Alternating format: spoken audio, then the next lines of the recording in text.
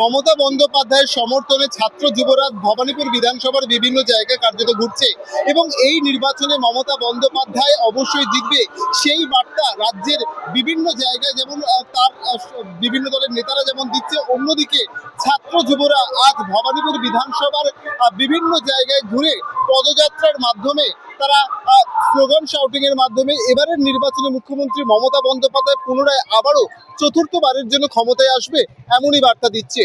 সারা তো চোখে পড়ছে, তোমরা কভার করছো, তোমরাই বুঝতে পারছো। অভূতপূর্ব সারা। ছাত্র যুব হচ্ছে future backbone of the nation. তো সেই জায়গা থেকে তাদের এরকম উন্মাদনা, উদ্দীপনা, এরা ভোটার, অনেকে নতুন ভোটার রয়েছে, স্বাভাবিক কারণে এটা একটা উচ্ছ্বাস। এবং নিশ্চিতভাবে মমতা বন্দ্যোপাধ্যায় যে কাজ করেছে, আমরা উন্নয়ন নিয়েই মানুষের কাছে যাচ্ছি। দেখুন, যারা অপোজিশন, যারা বিরোধী, তারা তো দুর্নাম করবে, তারা তো আর ভালো কথা বলবে না। তারাও নির্বাচনে অবতীর্ণ হয়েছে। তো সেই জায়গা থেকে দাঁড়িয়ে আমার দৃঢ় বিশ্বাস, মানুষের এত উচ্ছ্বাস দেখে মনেই হচ্ছে শুধু 4 তারিখের অপেক্ষা। তারপরে যারা বাইরে থেকে আসছেন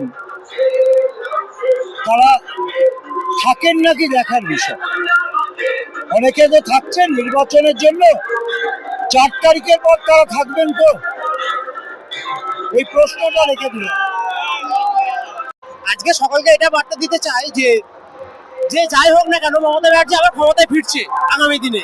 26-এ যে বিধানসভা ভোট ছিল, আগামী দিনে 29 তারিখে যে ভোটটা আছে, মমতা বন্দ্যোপাধ্যায় জিতছে আবার এবং আবার ক্ষমতায় ফিরছে পুনরায়। আমরা অনেক এক্সাইটমেন্টে আছি, এনজয় করছি র্যালিটাকে অনেক। আর সবসময় আমাদের জন্য দিদি অনেক ইম্পর্টেন্ট থাকবে, আর ভবানীপুরে দিদি আসবে, আর ওয়েস্ট বেঙ্গলে টিএমসি থাকবে। এটাই কথা আমার। বলেছে যাদের লাইন আছে তাদের ক্লিয়ার হলে তারা ভোট দিতে পারবে। পেন্ডিং যারা আছে তারা লাইনে দাঁড়াবে, যারা পেন্ডিং আছে, যাদের ক্লিয়ার হবে যত, তারা সবাই লাইনে দাঁড়াবে।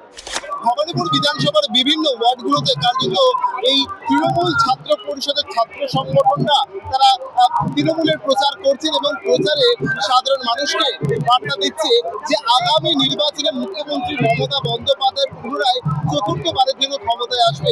এখন দেখার বিষয় শেষমেশ চৌঠা মে ঠিক কি ফলাফল হয়। ক্যামেরায় সুব্রত সঙ্গে দেবরাজের রিপোর্ট, জজবাত 24 বাংলা।